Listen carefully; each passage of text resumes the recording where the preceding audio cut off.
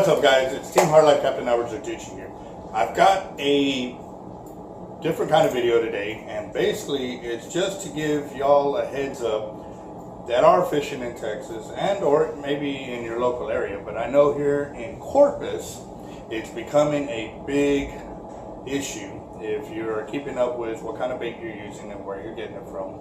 We went to a local tackle shop over here to go buy some bait where we normally do, and we were just kind of commenting about how good the bait was. Well, they kind of burst our bubble because we found out that the Texas Parks and Wildlife were actually telling them they couldn't sell the type of shrimp they were selling. Because they are importing the shrimp from another state, it's not native to our waters.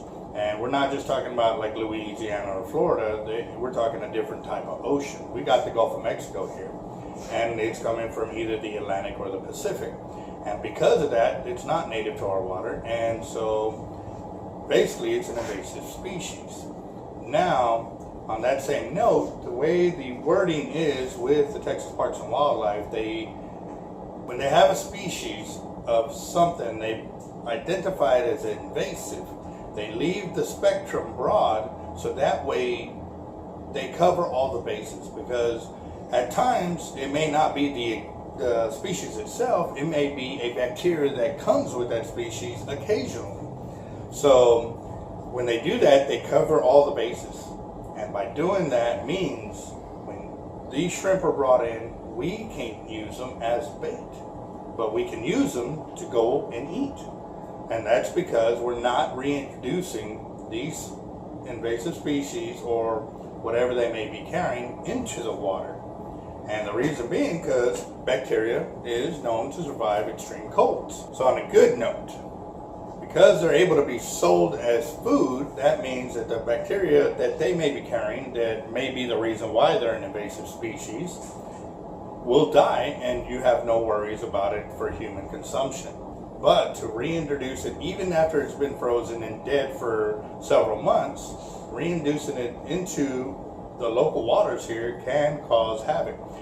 Now, the flip side of this is we've been using this bait for years, and we're talking years. It's been like that.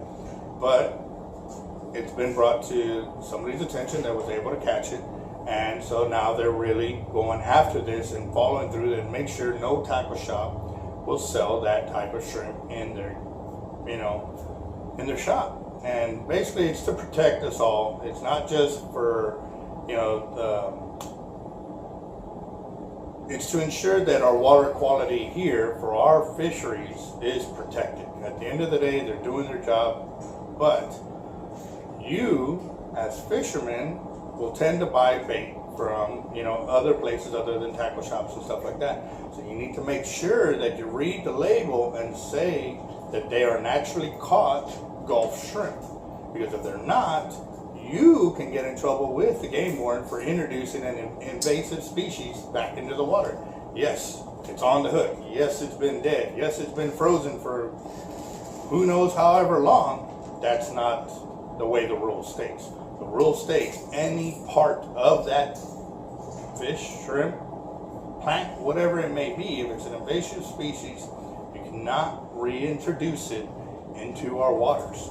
And again, like I said, this is just kind of brought to everybody's attention, or at least our attention, and I feel that I must at least share the knowledge with y'all, because I would hate to hear that one of y'all got popped for that or got a ticket for it and didn't even know about it.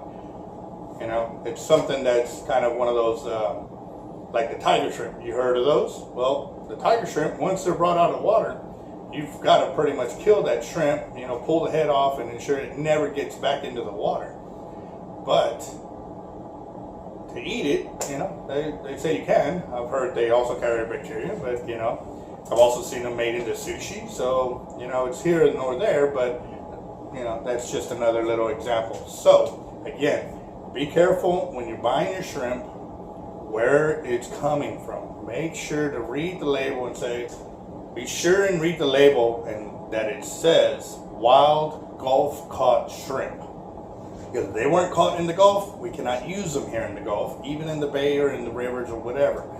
So cover your six and pay attention to that little detail, because I don't know how many game wardens are really paying attention to that, but we do know of one that has raised the issue and has pursued a bunch of tackle shops here.